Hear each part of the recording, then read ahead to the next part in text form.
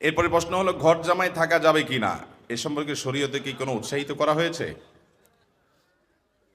ঘর জামাই থাকা যাবে কিনা কোনো বোন প্রশ্ন যদি করে থাকেন, তার মানে আপনার স্বামী ঘর জামাই থাকে কিনা আমি জানি না। যাই হোক, ঘর জামাই থাকার ব্যাপারে শরীয়ত উৎসাহ করে নাই, তবে নিষেধও নাই। শ্বশুর যদি জামাইকে অ্যালাউ করে যে বাবা আমার কোনো ছেলে নাই, অথবা ছেলে আছে কিন্তু আমি চাই আমার মেয়েটা আমার আশেপাশেই থাকুক, তোমাকে ঘর করে দিলাম, বাড়ি করে দিলাম, এখানে থাকো, জামাইও যদি রাজি হয় তো শরীয়তের সেখানে কোনো আপত্তি নাই।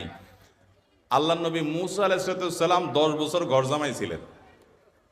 মুসা আলাইহিসসালামের শ্বশুর কে ছিলেন? শোয়েব আলাইহিসসালাম। শোয়েব আলাইহিসসালামের মেয়ে বিয়ে করেছেন কে? মুসা আলাইহিসসালাম।